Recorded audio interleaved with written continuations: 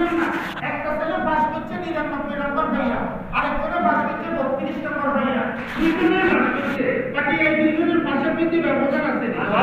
ওরা কি পরিমাণ ব্যবধান?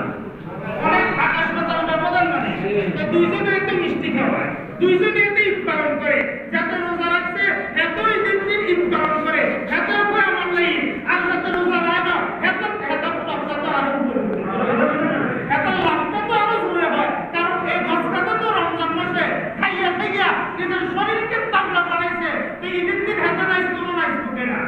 ওরা কথা বুঝেন না? মানে দেখছেন না অবস্থা? একজনের রোজা নাই ঈদ করে, আরেকজনের রোজা নাই কি করে না ঈদ করে। একজনের 99 নম্বর পাই পাস করিল, আরেকজনের 33 নম্বর পাই পাস করিল। যেরকম ব্যবধান সূরা তারাবিয়া খতম তারাবির মধ্যে এরকম ব্যবধান। সূরা তারাবি পড়লে আমি এই কথা বলবো না আপনার নামাজ হবে না, 33 নম্বর পাইয়া পাস করিবেন। আর খতম তারাবি পড়লে আল্লাহর ফজলে আপনি 100 নম্বর পাইয়া পাস করিবেন। সুবহানাল্লাহ। জি, কি তারাবি পড়বেন বলেন? খতম তারাবি। কষ্ট হইলে খতম তারাবি পড়বেন। বলেন কষ্ট হইলে খতম তারাবি।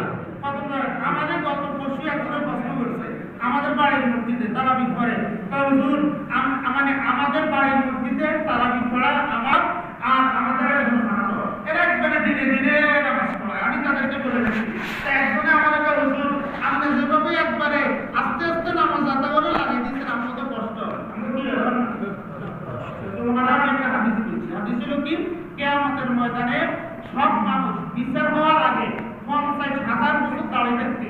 কত বছর? 50,000 বছর। 50,000 বছর কিন্তু আমরা এই তারাবির মাধ্যমে ওটার একটা ট্রেনিং দিয়ে, আমরা এই তারাবির মাধ্যমে ওটার একটা ট্রেনিং কর না। ট্রেনিং ছাড়া সাইকেলের উপরে সাইকেল কি হয় কথা অ্যাক্সিডেন্ট হয়। এরকম আপনি যদি দুনিয়াতে থাকা অবস্থায় রমজান মাসে অন্তত রাত্রে 2 ঘন্টা দাঁড়িয়ে না থাকতে পারেন, তো কিয়ামতের ময়দানে 50,000 বছর দাঁড়িয়ে থাকতে কি হবে? ওর কথা বুঝেন নি আপনি? এটা হলো কিয়ামতের ময়দানে দাঁড়িয়ে থাকবার ট্রেনিং। বলেন এটা হলো কিয়ামতের ময়দানে দাঁড়িয়ে থাকবার কি ট্রেনিং।